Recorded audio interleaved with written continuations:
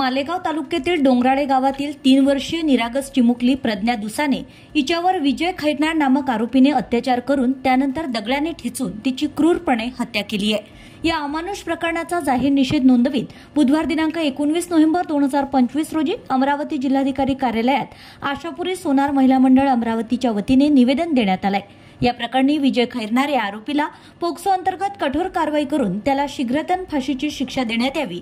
यासोबतच गावात आणि जिल्ह्यात अशा गुन्ह्यांना आळा घालण्यासाठी विशेष तपास पोलीस आणि जागरूकता मोहीम राबविण्यात यावी अशी मागणी करीत राज्याचे मुख्यमंत्री देवेंद्र फडणवीस यांच्या नावे प्रेषित केलेले निवेदन अमरावती जिल्हाधिकारी यांच्यामार्फत राज्य सरकारचे या प्रकरणी लक्ष वेधण्यासाठी देण्यात आले। अमरावती आरडीसी संतोष काकडे यांना संबंधित निवेदन देण्यात आले।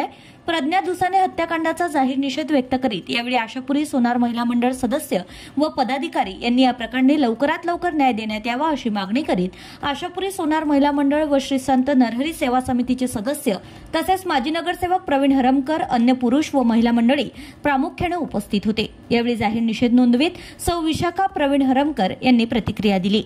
विशाखा प्रवीण हरमकर, आज आम्ही आशापुरी सोनार महिला मंडळ आणि संत नरहरी सेवा समितीद्वारे जिल्हाधिकारी साहेबांना आणि मुख्यमंत्र्यांना एक निवेदन दिले आहे। नुकतंच आपण मालेगाव येथील घटना सगळ्यांनी ऐकली, पाहिली आणि रोज आपण पाहतोय, फक्त आपण हळहळतोय, पण या हळहळीच्या पलीकडे एका आईची हळहळ जर आपण पाहतो तर तिचं म्हणणं काय आहे की माझ्या चिमुकलीवर जो दुराचार झाला, माझ्या चिमुकलीवर जो अत्याचार झाला, तो अत्याचार, ती निर्गुण हत्या तिची जी करण्यात आली, त्याला जर न्याय द्यायचा असेल, त्या मुलीला जर न्याय द्यायचा असेल तर त्या मुलाला कठोरात कठोर फाशीची शिक्षा द्यावी। आणि एवढंच निवेदन आम्ही मुख्यमंत्री साहेबांना आणि जिल्हाधिकारी साहेबांना सोपवलेलं आहे। कृपया त्याची शासनाने नोंद घ्यावी आणि या मुलीला न्याय मिळवून द्यावा। धन्यवाद। Bureau report RCN news.